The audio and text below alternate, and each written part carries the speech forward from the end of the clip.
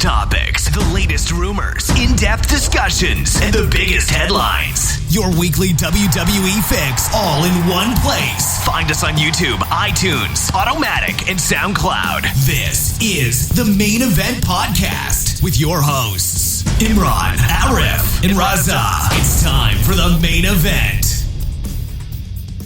Night of Champions is in the books now, so we start building towards Hell in a Cell, where Brock Lesnar takes on The Undertaker inside of the Hell in a Cell structure. You mean at WrestleMania? It's not WrestleMania, it's confirmed. But it's at WrestleMania. Do your homework, Arif. I've done my homework, and I've eaten my greens. I want my dessert. Chris Jericho has returned. You can wait till after the podcast. Chris Jericho has returned now as well, so we look at what could be in store for him, as well as the event that the fans all over the world have been talking about, Paige and her so-called Pipebomb. On Monday Night Raw this week, we discuss all of those and much more on episode 46 of the Main Event Podcast. As always, I'm your host Raza, and joining me, as always, is Arif. How you doing? As always. As I'm here. always. Not even sickness can keep me away. I tried. I tried my best, guys, to keep him away from the podcast. Let me have my hour of fame. Let me enjoy myself. But no, Arif just doesn't let me have Not even laxatives. Not even nothing can Even keep. laxatives can keep me away. And Imran's here as well. Imran, how you doing? I'm okay. I'm not too bad. Not too bad. What is this I'm hearing about? Keeping Arif away? Well, he's sick, and I thought I could use that to my advantage and be on my own on the podcast and let the fans love me and not Arif. But that's not going to happen because he's here. If you did miss it, then we did record an episode last week that you can go back and listen to and download. Episode 45, we discussed whether Roman Reigns could be the one to break CM Punk's record-breaking title reign. Raza, CM Punk isn't even in the WWE anymore. God, do your homework. As well as the success of the tag team division and much more. So if you're interested in our thoughts on those subjects and more, please do go back, have a listen, and let us know your thoughts as well. And remember, you can listen and download on a variety of platforms and outlets. It's completely up to you where you decide to listen. We're available on Podomatic, Mixcloud, TuneIn Radio, Player FM. I think that's a new one as well. They're just some of the options if you use any of those. If not, you can find us on Deezer, iTunes, SoundCloud. Simply search for the Main Event Podcast and you will find us. If you prefer to listen in on YouTube, they can do just that. Simply search for the Main Event Podcast, or if you want, visit our website www.themaineventwrestling.com. You can click on the latest article to read a little bit about our episodes and obviously click play to listen. Finally, you can keep in touch with us here at the Main Event Podcast. The Main Event Podcast WWE is our Facebook page. Give that a like. At TME Podcast on Twitter. Follow us there. And you can contact us as well on our email address, tmepodcast@gmail.com. Arif, any emails? No. Imran has taken over the email duties. Imran. I have, and I've been checking up and replying to all the fabulous emails we've had. Do you want to share any of these fabulous emails? No. Okay then. Obviously, move on. Fan mail to me, I'm guessing. Now all of that is out of the way. Let's get on with today's show. Some good topics picked out today, and we'll begin with Night of Champions. Where else? A ton of hype surrounding the event, and rightfully so. Some huge matches taking place.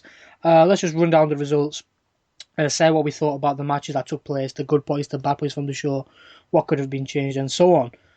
In the pre-show, we had the Cosmic Wasteland defeating Neville and the Lucha Dragons. Arif, what were your thoughts on the pre-show match? I liked the teamwork shown by the Cosmic Wasteland. You had Stardust there throwing his teammates into his opponents to win the match. I really thought that was a really good dynamic because we still had the comic book feud as well, which was so enticing and so enthralling to see from SummerSlam just be brought out a little bit more, maybe on the pre-show, but still entertaining. Imran?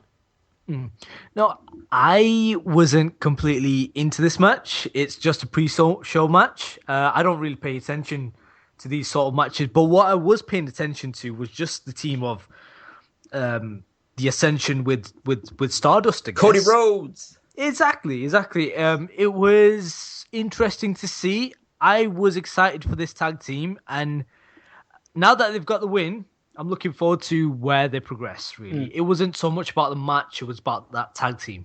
Where do they go, though? Where do they go from now? Who do they feud with? Lucha Dragons, maybe? What do they do? I think Tables, maybe?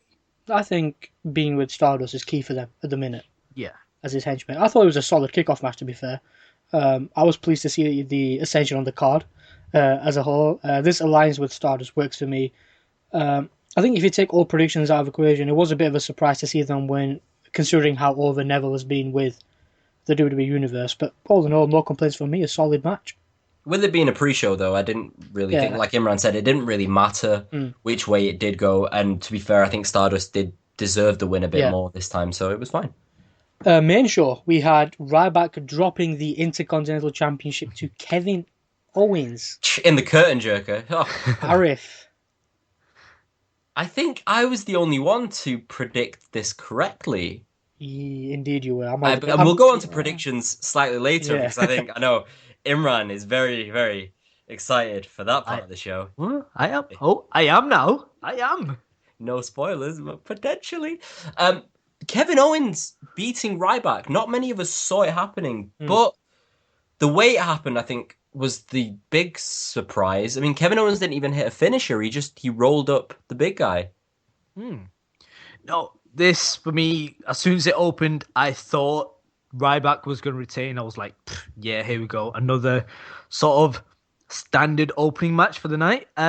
It wasn't. It provided a shock. Kevin Owens, fabulous, as we all know, but Ryback as well. In terms of the actual match, was pretty well as well. Surprisingly good. Very exactly. Good. I think last week I said this is only going to open up the feud, extend the feud, and it really has with Kevin Owens walking away. I mean, what a great start to the night. I think it was probably the best way to kick off the main show. Admit now? Yes. Can we admit now that Kevin Owens is not being pushed under the shadow of someone like John Cena just because he lost those matches? Because now he's getting the push that he deserves. He beat Cesaro in the last pay-per-view. He just became the Intercontinental Champion. They're obviously doing big things with him. Do I have to admit? You have to admit it. It's the rule of the podcast. Damn it. You both have to admit it. Yeah. He's not been burned at all, as I was putting it by Cena. As I was saying, I think it was probably the best way to kick off the main show. Regardless of who you picked, it was a surprise to see Owens become the champion after such a short feud, building up to the event. Plus, he was floating around the mid-card scene, doing next to nothing a feud with Cesaro. After that, nothing much. So for me, it was a bit of a surprise, but a good one at that to kick off the evening. Last week, I did say Owens is the only person in the WWE, maybe with John Cena, who could ruin your predictions if he's going up against someone. Obviously, if you picked Ryback to retain like I did, I love the finish. I thought it's good to show Owens boasting that he won the title, like he dismantled Ryback when all he did was cheat. I believe you both picked Ryback to win. Oh yes, we did. But yeah, as I was saying, the finish I enjoyed. I think is key to his character, what he's like. I thought that was important. Yeah, I don't know what to make out of Kevin Owens in terms of creatively. Do they like him? Do they not? I mean, he's doing something amazingly great to win the Intercontinental Championship, and don't forget he was United States champion as well, right? I think there's one person that. No, I don't know. He didn't win the. No, he didn't win the title. US. No, he did, but he came close. He lost. He came close. Yeah. I think there's one person that definitely likes Kevin Owens, and that man's name is Triple H, and I think that's all that matters right now. The fact that he's getting pushed is solely because of Triple H, in my opinion. Yeah, I agree. I don't know. I think he really is working. He's swaying them slowly. I think, but I still get the feeling it's a is he won't be situation right now. He won't be? Is he won't be? Yeah, will he won't? Will he won't? You heard it here Let's first. move on. Next, we had Dolph Ziggler taking on Rusev. Ziggler winning via the zigzag. Not for me. Can't fault the two for working with what they've been given in the feud. I didn't like the finish. Rusev's supposed to be a monster. His shoe shouldn't distract him. Probably the worst match of the night for me, if I'm being honest. I really didn't enjoy it. See, this is the thing though, because at the start of the match, I really enjoyed Dolph Ziggler's entrance, and I don't know why, but it really reminded me of a young Shawn Michaels. I think it's probably the new attire. I hated the cockiness. This is the thing, I really liked it because it reminded me of Shawn Michaels in his heyday, and that's a really good way to push Dolph Ziggler now, and I think that's maybe the way they're going with this. I mean, obviously, with him beating Rusev now, with the dusty finish as well, I think that adds to it because he can then go on to be a pretty big heel, I think, with Summer Rae by his side. I'd like to see that. I didn't like the match, but I like the way they're going with Dolph Ziggler. Arif, I for once, I completely agree with you. Like, the attire, as you said, kind of caught my eye had Shawn Michaels, reminiscent of Shawn Michaels, I guess. And let's be honest, right now they're kind of like moving him towards being a heartbreaker. Mm-hmm. Hint, hint. So he's got the looks, he's got the style, he's got the athletic ability as Shawn Michaels. I think he would, he's a fan favorite as well. Let's not forget, there was a time where he was running SmackDown, and I know you guys don't watch SmackDown. I do. Dolph Ziggler, Never even heard of it. Absolutely hot. He could be hot on Raw. Maybe NXT. Maybe if he stopped the shadow boxing, I'd like him a bit more. Dudley Boys defeated the New Day via disqualifications, which means the New Day retain their tag team championships. I thought it was an okay match. Good entertainment, everything you expected. I'm glad the New Day retained. Me personally, I wasn't a big fan of the finish. I would have preferred a distraction from Xavier Woods to give New Day a win, but it is what it is. It's nothing major, but I know what you mean by the finish, I guess. The finish was, as I likes to put it, a shenanigan finish. Yep, shenanigans everywhere. Exactly. Not happy with it. I mean, they did send the crowd. They ended it, shall I say, on a wild note by using tables, by putting Xavier Woods through the table. I reckon that kind of softened the blow. But I wanted to see a good finish to this match. Dudley Boys, big match back. Even if they lost, but as long as it was a clean loss, I guess. I think this is a good way of them to extend the feud. I think that's the best way that they could have done it. Well, okay, no, maybe not the best way they could have done it, but it was a way that they could have done it. Having Xavier Woods interfere to protect the tag team titles that he holds dear and they all hold dear was a really, really good way to extend everything by just another month, because we know that this isn't going to be the end of the feud. And it's a good thing that the Dudley Boys didn't win the tag team titles off the New Day, which are the best thing in the tag team division at the moment. I agree. Next, Charlotte. Finally defeating Nikki Bella to become Divas champion.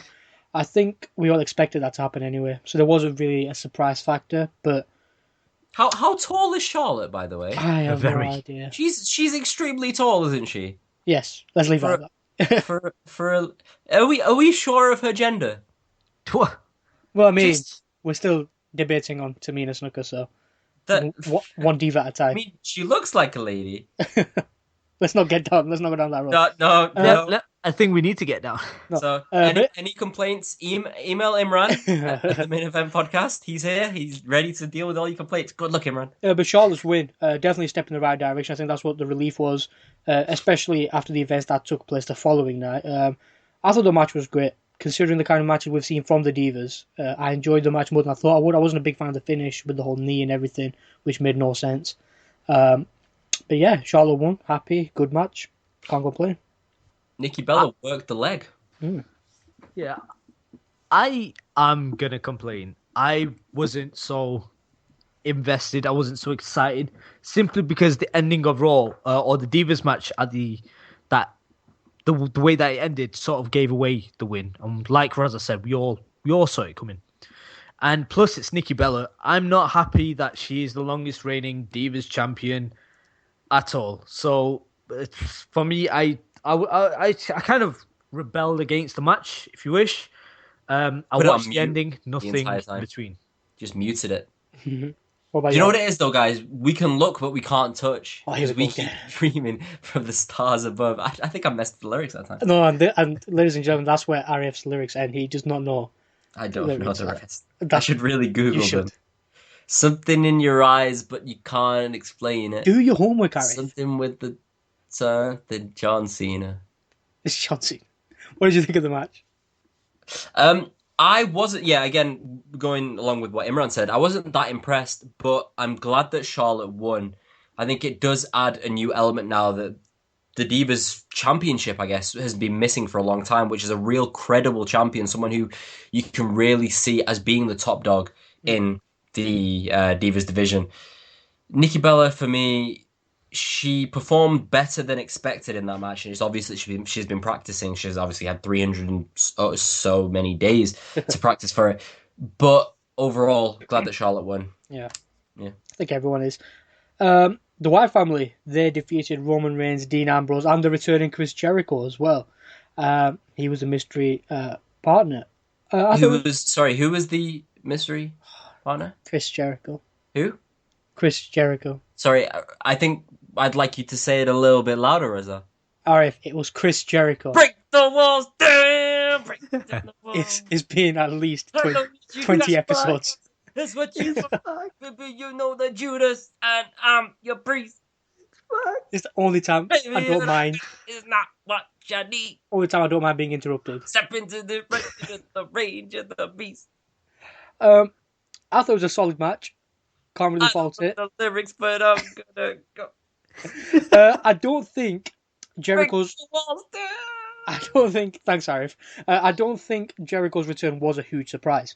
For me, it was a little underwhelming, if I'm honest. The crowd reaction gave that away as well. I did enjoy the ending, with Jericho tagging himself in. It opens up possibilities now. I enjoyed the finish. Jericho, he obviously knows how to put over a potential star. Returning to pass out to Braun Strowman, that's a positive in my books. And a big moment for Braun Strowman as well. I'm surprised it was Chris Jericho. You were surprised? Yeah, I was really surprised it was Chris Jericho. I didn't see where he fitted, especially with the rumours of Kane, who I thought fitted perfectly at the time, Baron Corbin, who would have been nice to see. But Jericho, I did not expect Jericho back. See, the match itself was great. The Wyatts getting the win, as I think we all thought they would. Yeah, clean sweep. Exactly, but the way the match ended and led on to Jericho nudging Dean Ambrose just makes me want to see this more. It brings a twist. There's a twist to the story. It's not as clear cut now as it was before. As Roman Reigns versus Bray Wyatt, we still have that, but with that added Chris Jericho, and we know Chris Jericho brings out the best in all superstars. It's brought out the best in Bray Wyatt in their previous matches. That feud was terrible. The feud itself was terrible, but the matches were good.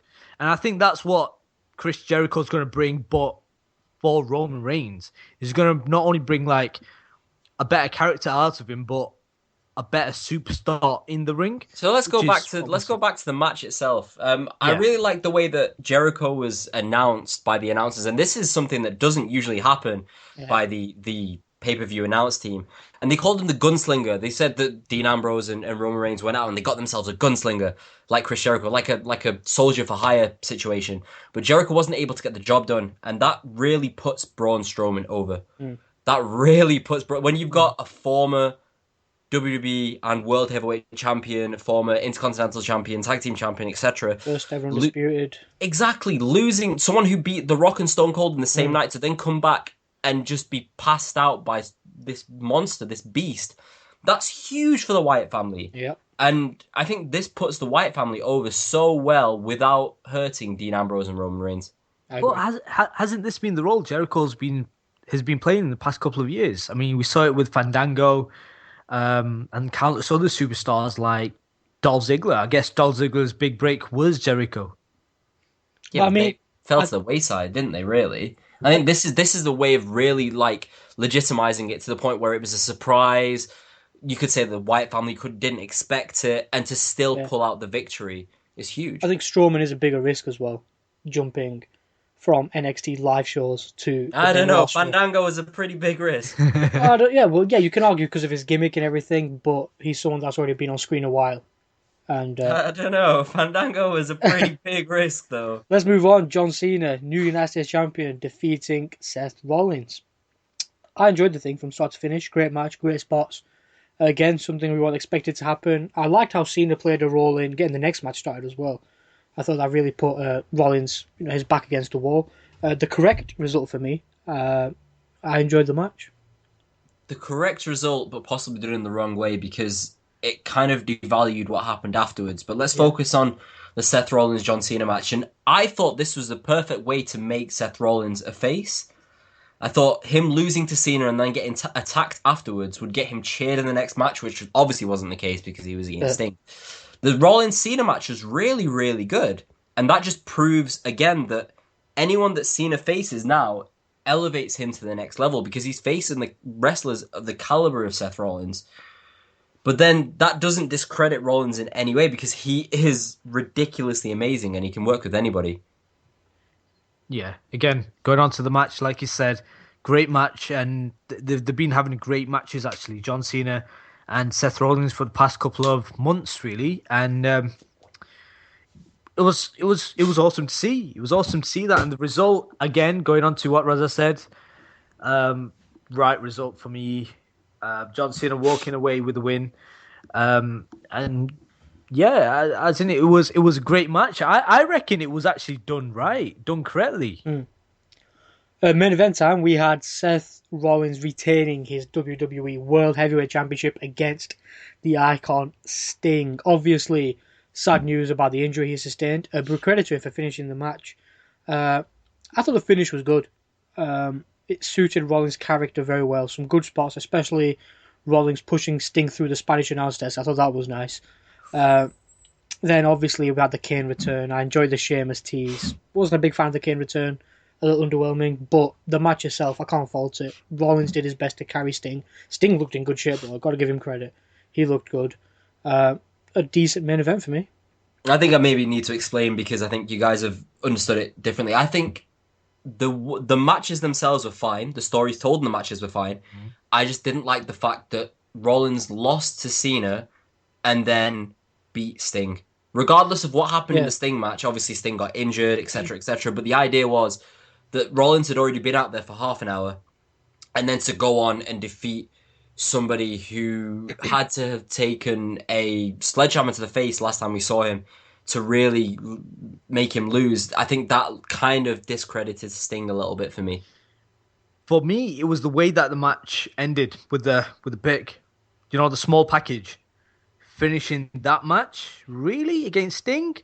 I mean, I understand why they did that because let's not forget the injury was scary. There's one point Sting collapsed. He was supposed to take the clothesline. He didn't take it. He just collapsed, and the doctors were tending to him.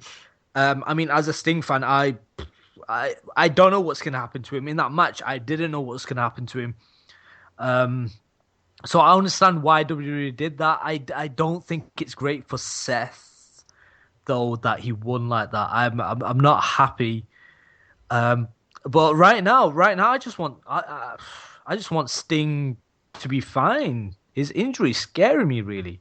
I think it's scaring everyone, to be fair, especially there were rumours about potential retirement and everything. Exactly. Are we going to go through the predictions before my other questions, or shall I ask the questions first? Really quickly, his career's already dead, so he might as well retire at this point. I mean, losing the way he did was a bit of a pointless. Let's go through the prediction show. Let's bring it back on track, people. I'm excited. Well. What do we have here? So, as we all know, in the opening match on the pre-show, the Cosmic Wasteland defeated Neville, Lucha Dragons, and both Raza and Imran went for the Cosmic Wasteland. So I'm going to give you both a point there. So at the moment it's 1-1. Then we moved on to Ryback and Kevin Owens, as we all know, both of these two fine gentlemen went for Ryback, and they were wrong. So it's still 1-1 at the moment. We'll move on to the Divas match next. Charlotte versus Nikki Bella. Again, both people who were in this competition voted for Charlotte. Still 2-2, still a draw. And this is where it gets kind of interesting, because in the Rusev-Dolph Ziggler match, Raza went for Rusev, and Imran went for Dolph Ziggler. So Imran takes a slender lead here with 3-2. But it's not over yet, people, because then we move on to the tag team match. It's the New Day versus the Dudley Boys for the tag team championships. Obviously, the Dudley Boys won via disqualification. Both Raza and Imran went for the New Day. This is a bit of a turn. Unfortunate. Because it's still 3-2 to Imran at this point. We move on to the extended tag team match. So Dean Ambrose, Roman Reigns, and Chris Jericho. Now, Raza went for Samoa Joe and Imran went for Kane, so no extra points there, unfortunately. Versus the Wyatt family. Obviously, the Wyatt family picking up the win over Chris Jericho. Both Raza and Imran went for the Wyatt family. So that's 3-4 to Imran. There was a Cesaro Big Show match that didn't happen. Whoever came up with that was a bit of a silly boy. But Big Show won that on the next night on Raw, so I guess no points for that either. And then we move on to John Cena versus Seth Rollins. And this is where it starts to take a turn, because Although you both went for John Cena to win, Imran went for Sting to win in the main event, and Raza went for Seth Rollins, which makes everything all tied up. But there's always a but. Right? There's always a but. We all have buts. And the but is the cash-in. Ooh. Because as we know, Sheamus did come out at the end of the pay-per-view. And he did opt to cash in, but, and there's the but, he didn't cash in. Which is what Imran went for. And which is what gives Imran the victory in Congratulations. the Night of Champions prediction show. I'll take that loss. Congratulations, Imran. Very close. Speech. I would like to thank myself and Sheamus for not cashing in. I'm coming after Kane. He ruined my moment. He did ruin your moment. Just before we move on, who was your superstar / diva of the night? Ric Flair. Fair enough. Ric Imran? Flair. That's my little girl. And then he tried to fist bump her. That was a really bad Ric Flair impression. I apologize. You sound like He Ziza. tried to fist bump her, and then she went for the fist bump, and then he grabbed her hand. That was such an old man thing to do. That was just like, oh, Rick. Imran, who's your superstar or diva of the night? Superstar or diva? Yes. Well, I mean, it's either Charlotte or a guy, isn't it? Unless she counts in that category. I don't know. Imran, for Nikki Bella. What? Lord, How dare you say that name to me? I'm going to go with Seth Rollins matching wrestling. Who is Seth Rollins? It's a new one, Eric. What? It's Seth Rollins. It's Seth Rollins' uncle. It's the singular one. Seth Rollins. I'm going Kevin Owens for my superstar of the night. If you were to grade the event as a whole, what would you give it? Ooh, I would give it a D. Predictable matches, outcomes. I'd give it a C. A C/C minus. and I would give it 3 stars. Oh, just give it stars now. I thought stars was the norm. Okay, we'll give it stars. 3 stars. Happy that there we are. Stars. Okay, I'll give it a B. We're not doing this now. Let's move on, and we should focus on one particular superstar coming out of Night of Champions, losing one championship, retaining another. Seth Rollins. We now know Kane has set his sights on him. Sheamus is on his case as well. What do you make of the way Seth Rollins has been booked, both on Raw and in the build-up to Night of Champions and the event itself, losing the title to Cena, but then retaining it against Sting? Yeah, I didn't like that.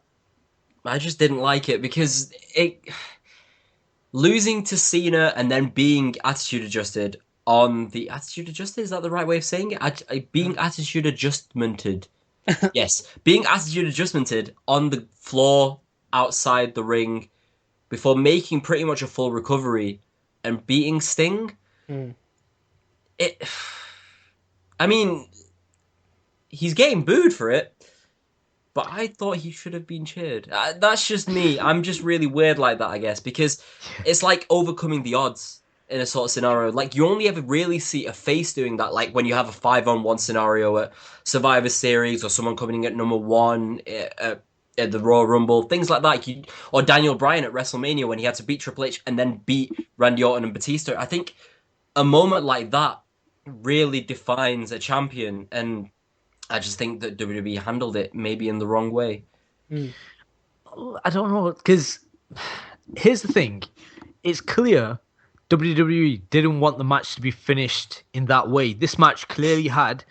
No, but I'm just saying the win in general, for me, it should have been one of celebration. It should have been one of, okay, well, now this is his like transition into being a face. And maybe if the Sheamus match had happened and if he'd beaten Sheamus, that would have been the perfect way to turn him face. Yeah. Obviously, I don't think that it's right to turn him face at this moment, but if there was a perfect opportunity, that would have been awesome. You mean a sort of, I wouldn't say coming of age, but becoming the champion. Exactly.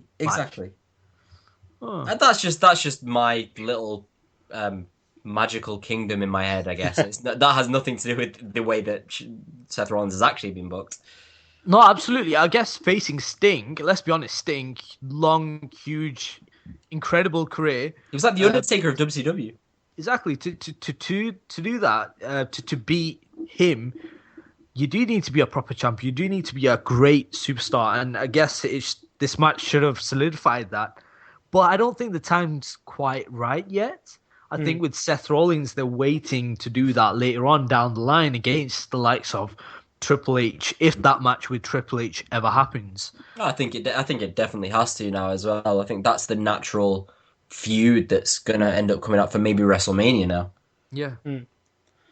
I think the booking has been average or good. It's good to see how they're still looking at him as the present and the future as well.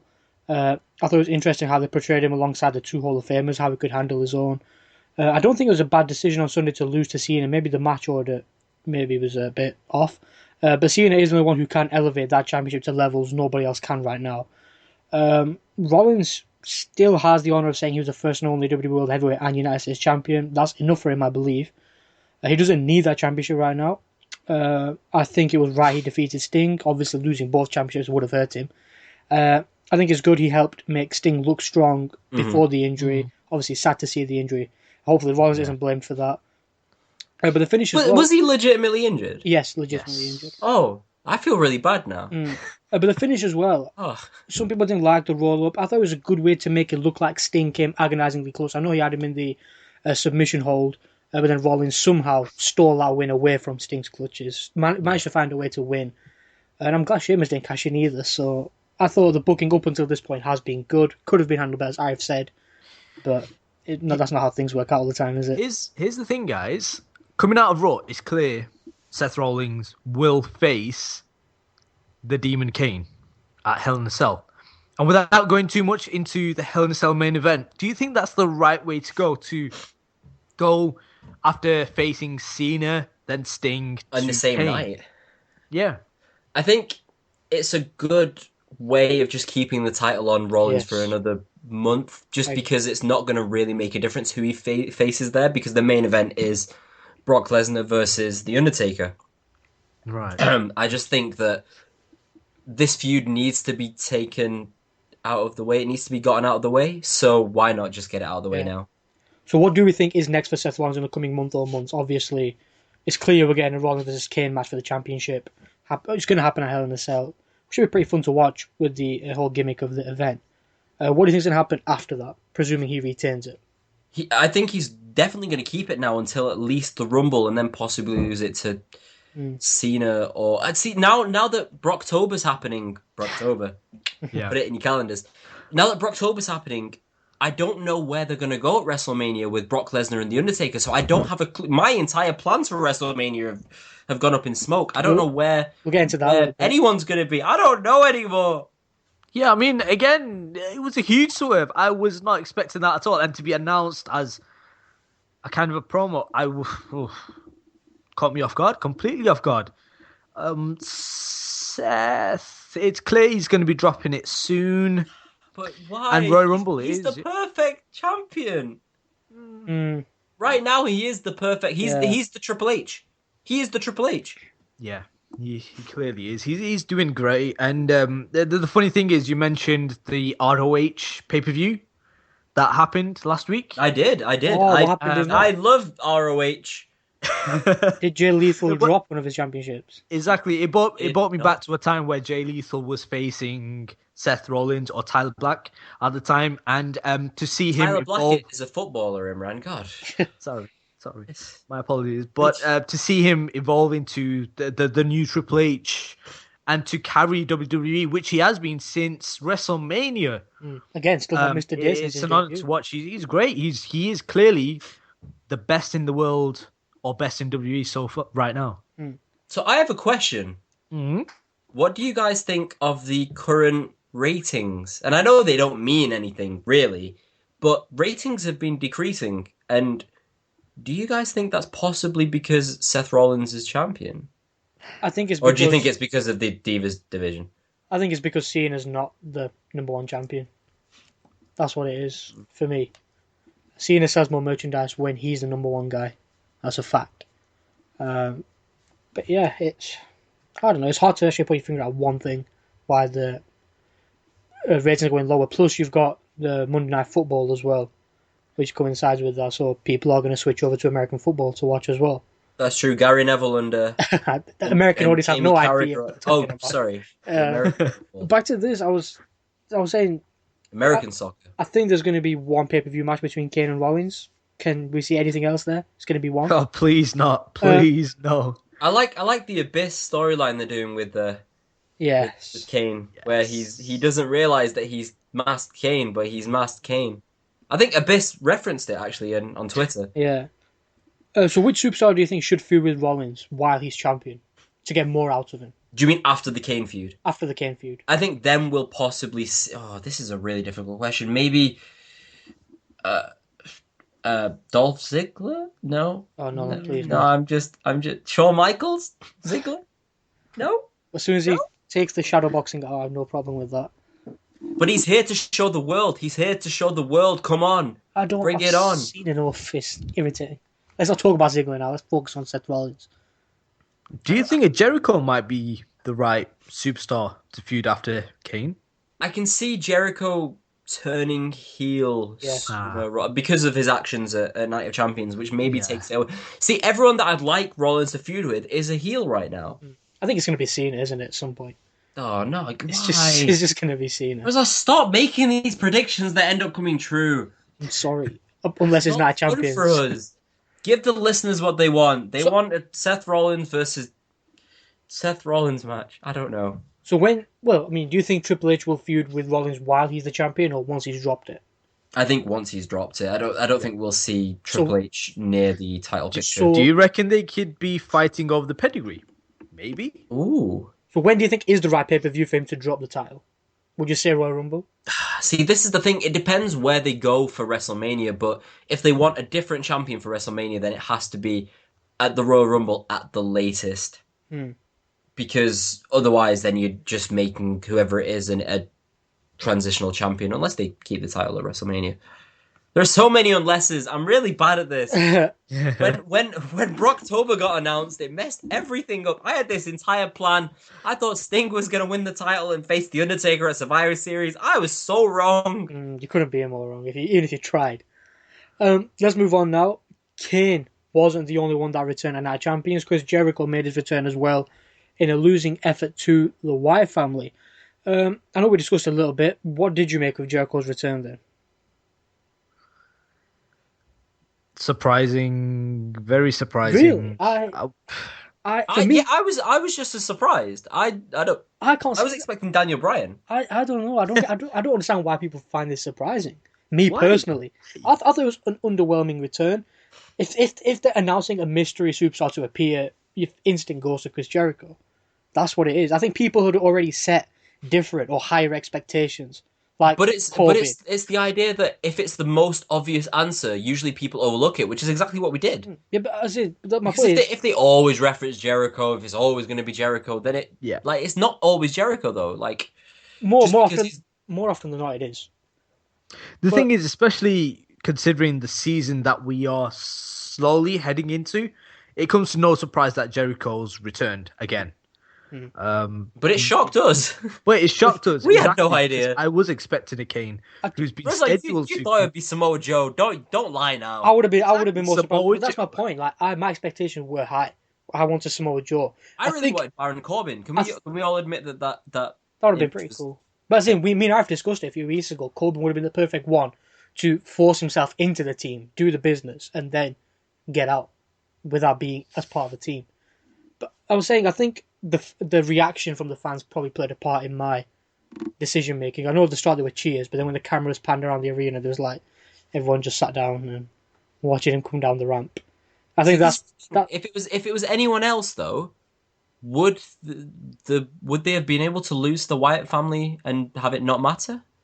I don't know. That's a good question. Which I'm not. So if it was Samoa Joe, then they would have had to win. Maybe if it was Kane, but even then, like a monster returns and then the monster loses. Yeah, exactly. They picked the right person. So obviously we agreed earlier on the way he lost was fantastic. Oh, definitely. For Strowman, anyway.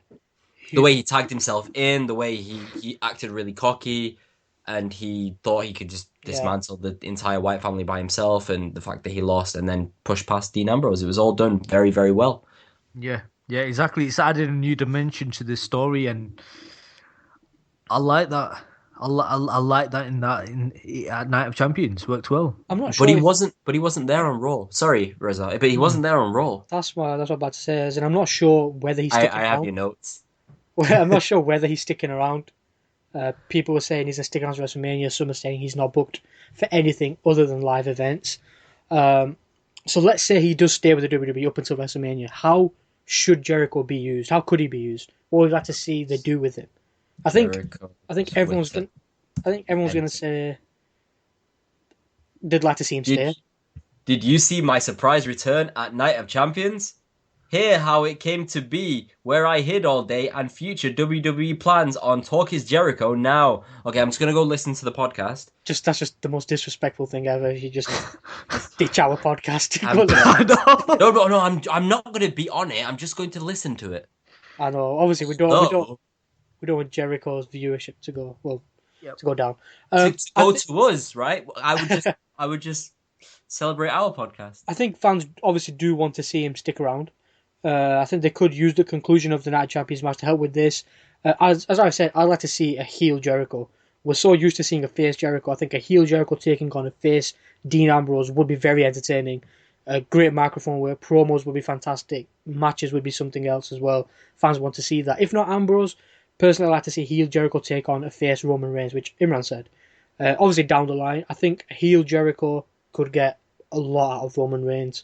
Better reaction, good matches, keep his momentum going as well, so Reigns doesn't just fall into a mediocre storyline after the Wyatt family. And I think that's the key thing right now. It's keeping Reigns' momentum high Yeah. for when he does undoubtedly become our next WWE World Heavyweight Champion and the face of the company, which is inevitable, I guess, at this stage. I think that the best way to do it, would be to have him in a feud with Jericho. But just focusing on Jericho, how awesome is it that he can come back and be anything that he wants to be or the WWE needs him to be and still be believable? I mean, he can be a face, he can be a heel, and just slot straight in. That's pretty cool. Like, not many other characters could really do that. I agree.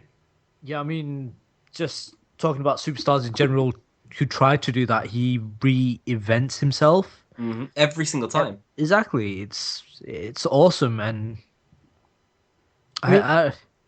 he does. Going back to what I said earlier, he does bring out the best in all superstars. I really do think he's one of the greatest of all time. I remember a while back I wrote an article, yes, that's the right articles, about the most complete superstars in WWE history. My number one pick was Chris Jericho. He tweeted you. He read it, actually. That's even more read it to me. That's one of the reasons, I think, because there's only a handful of superstars that can actually go from being the biggest face to the biggest heel, and it can happen on the same night. And Jericho's one of those special kind of superstars who can do it. Mm-hmm. One of the very few. And I think the fact that he may now be heel in the future as well would be something refreshing, because the last time we saw him as a heel, it maybe didn't work as well as maybe he wanted it to. I still thought it was entertaining, but I'm talking about the CM Punk feud. Yeah. I think now him in this sort of feud with Dean Ambrose or Roman Reigns as the heel would elevate them to another level, but also show his ability again, which as a heel is something that every heel on the roster could learn from. So we agree and we want him to stick around. Oh, absolutely. I mean, we won't be talking about Tough Enough as much anymore. We're mentioning that again. It doesn't feel like he's been away for that long, actually, because of Tough Enough. Yeah, that's exactly. a very good point. Let us know your thoughts on the whole... Sorry about that. I thought someone was going to say something. Let us know your thoughts on Tough Enough again. I thought we were going into Tough Enough again. I'll wait to plug in Tough Enough. Let's move on now. This past week on Monday Night Raw, fans were left talking about one segment in particular. The Pipebomb. Paige dropped and in turn completed her heel turn.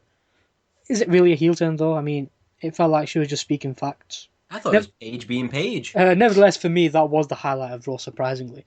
What did you make of her heel turn? Imran, I would like to hear your opinion, because you're quite negative towards the Divas usually. Oh God. That just explains everything. Let's just say they're not going to win any Oscars, are they?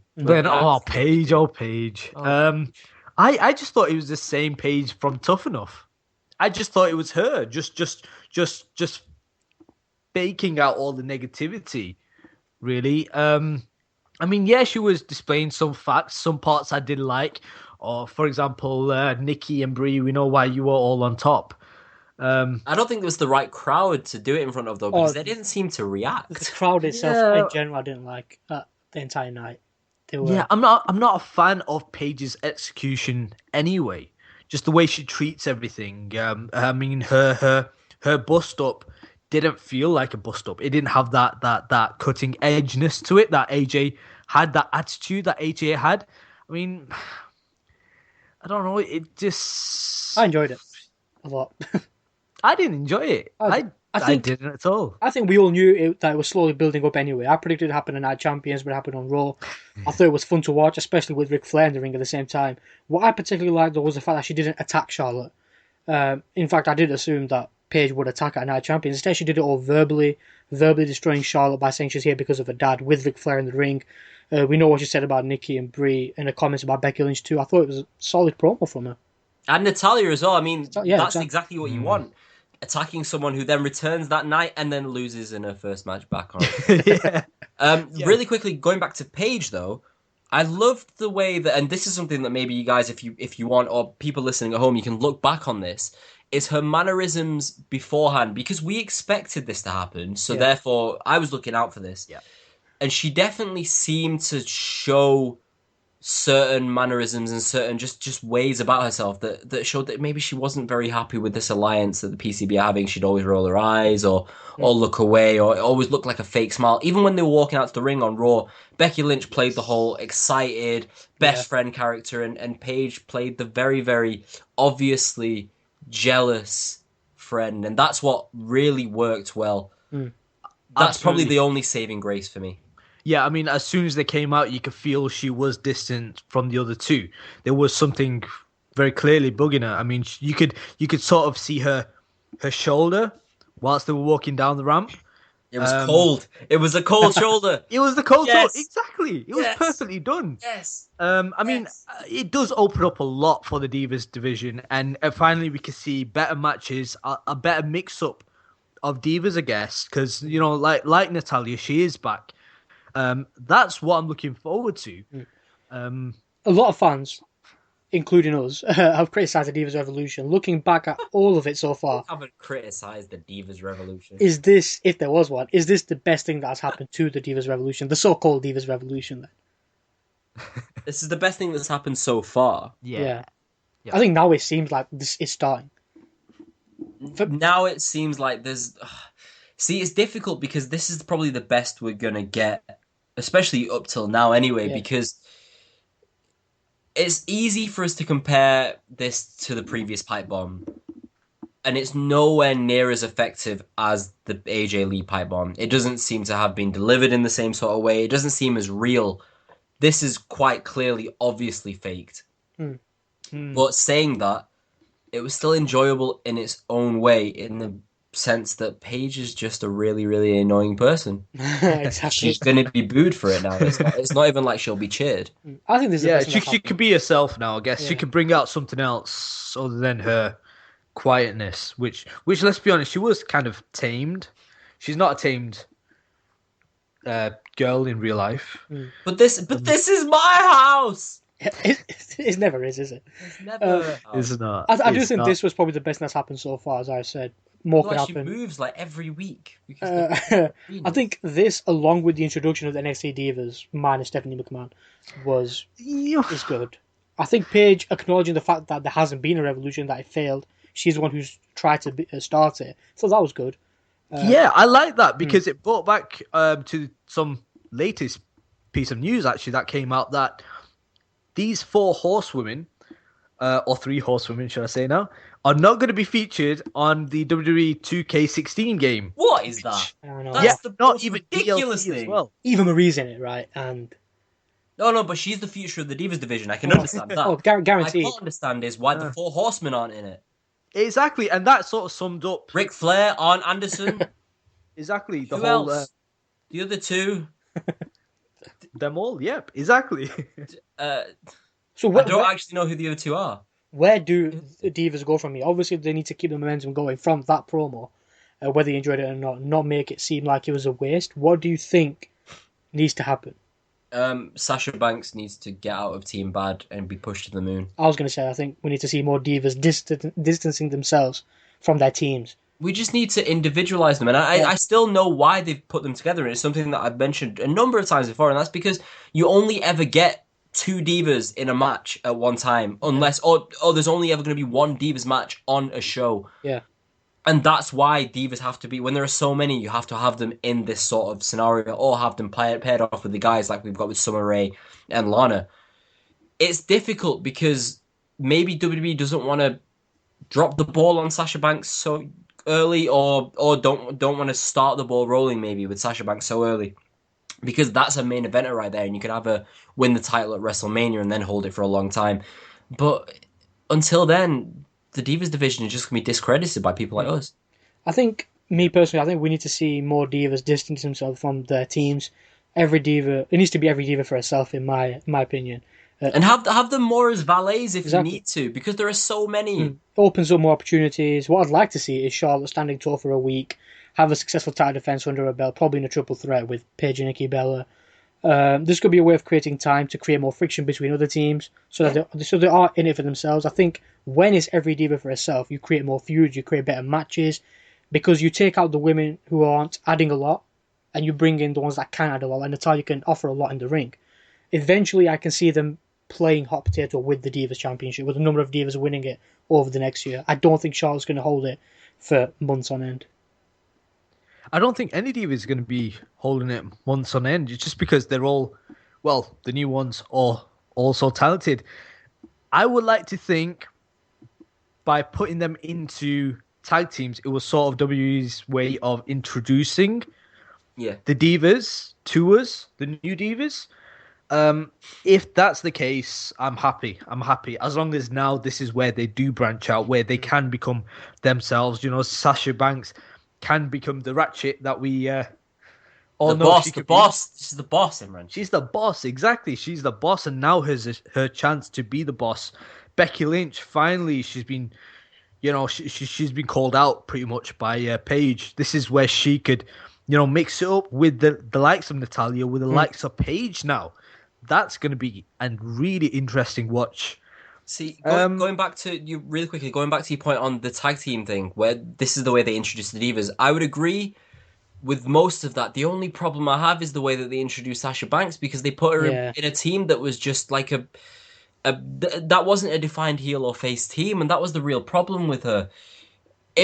I don't know why they didn't just extend the heel team to the Bellas, Alicia Fox, and Sasha Banks. Yeah, that probably wouldn't have been the best thing for Sasha Banks, but it's still better than Team Bad. See, the problem I have with Team Bad is not Sasha Banks. And no, of course not. Trinity, I don't know what she's called. She's called Naomi? Uso. Miss Uso. Is that the one that's married to the Uso? Yes. But one thing I was thinking of earlier on was something I was actually telling Arif earlier that I wanted to ask him. Let's say this pipe bomb is the start of something good, something big. It can happen. It probably won't, but it can. Okay, I'm ready for this question. Could you ever see, or next year or the year after, could they or should they try a female Money in the Bank ladder match? Yes. Oh my god, I would love that. Do you think it happen? I was thinking about it, and I think it can happen, because it's going to be the first of its kind. It's different. It's a risk. It's exciting. With the right build-up, it can work. You've already got plenty of women who can step up to the plate, want to be a part of it. Paige, Charlotte, Becky Lynch, Sasha Banks, Nikki Bella, Natalya, maybe even Bayley by the time she's there. Oh my god, now you're making me salivate. Yeah, I mean, that's the thing. They are like someone like Sasha Banks and Nikki Bella suit holding a briefcase, and I think that makes the Divas Championship as well seem more relevant. That's actually a title being sought after, and that I think could help the Divas as a whole as well. That they're being given a bigger spot on the Money in the Bank card as well. Have we ever seen, and that could solve the problem of having only one Money in the Bank ladder match, exactly, the pay-per-view called Money in the Bank, because having two that way as well, one Divas and one main one, would be really, really entertaining. Has there ever been a ladder match in the Divas division or the women's division in WWE? I'm not sure about NXT. I'm sure there's been one in NXT, or I don't think there has ever been one. Okay. Because that would be really interesting to have the first ever ladder match as a 6-woman ladder match. Exactly. You know, that's a revolution. That's something that you're changing. You're taking a risk. That's what it should be. Book it.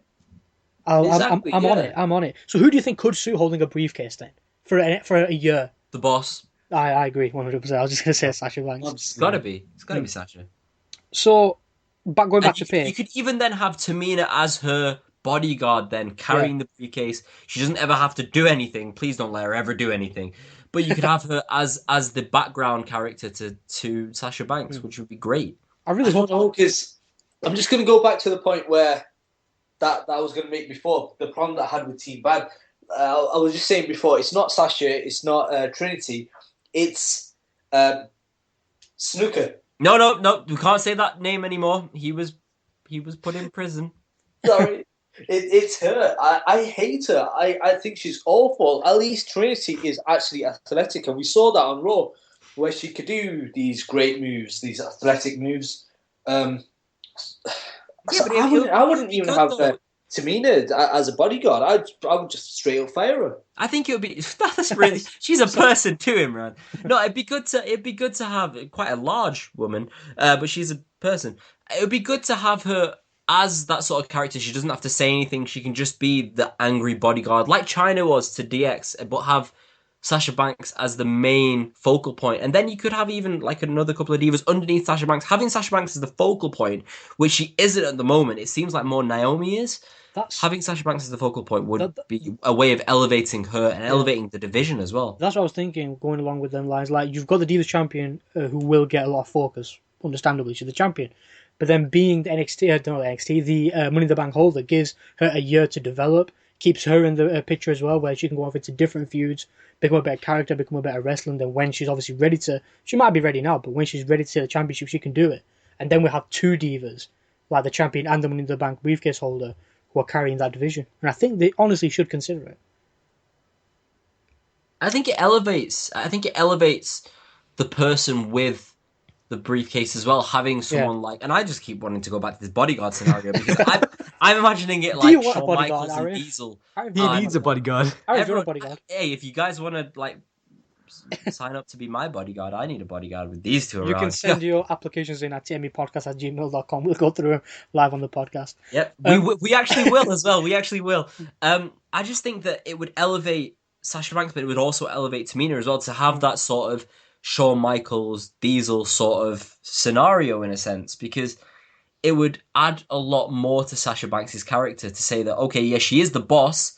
She also has someone working for her who is a bodyguard to make sure that she gets out of trouble quickly. She can be what Big E was to AJ Lee. Yes. If you think about it. She can.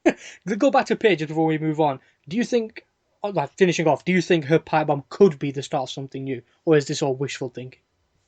This is such a difficult question. It should be, but because it's a different step, and I think it is something that now that they've got the title away from Nikki Bella and they've gone past AJ Lee's long-standing title reign, I think this is the right time now to shake it up, and this is possibly the best way of doing it. I worry that it's all for nothing, and next week we'll just get Natalya farting again. let's not forget that. Yeah. Charlotte is the Divas champion, so no matter what, they're doing something right now by having this newcomer, this diva who really has been bred to be a wrestler. You say it like she's the horse or something. Bred to be the best. I mean, she kind of is. She's a wrestling horse. I mean, she's really bred.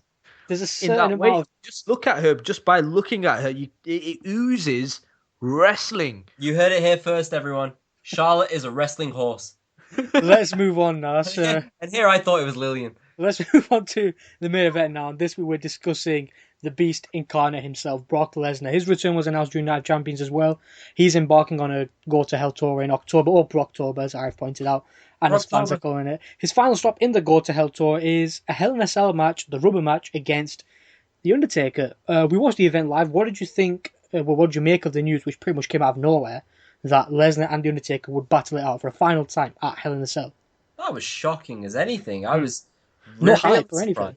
Yeah. Really surprised. I did not expect to see Taker Lesnar so early. Yeah.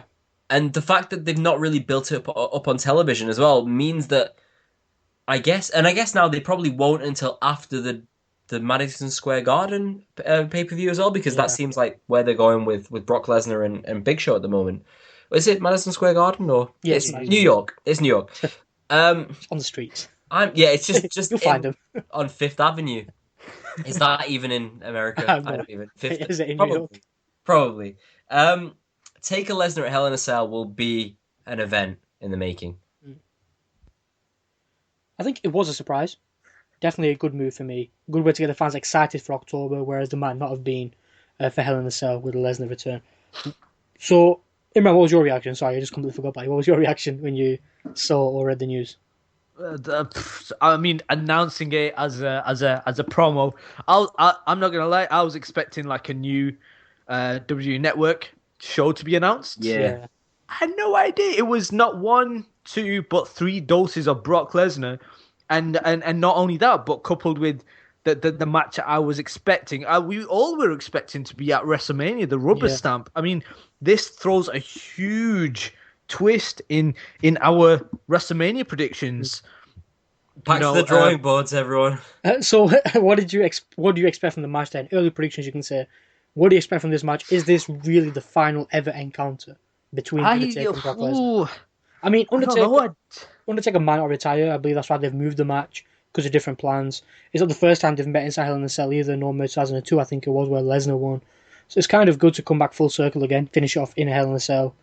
Should be a brutal match. The only thing is, if this really was the last match between Undertaker and Brock Lesnar, I do think they would have billed it as the last match. And it's not just another match at Hell in a Cell. So no, but they've billed it as the last match between the two of them, I believe. Yes, the rubber match. But they haven't. They're actually building it as the last time ever or something like that. I believe. Ever? I believe. I may have got that wrong. I will watch the trailer back before the next week's episodes, and we will confirm. Yes. Obviously, now that this match has been announced for Hell in a Cell, we're presuming their saga is going to be over for good. It might not be, but it might be. First, who do you think Brock Lesnar will take on at WrestleMania then? For me, John Cena?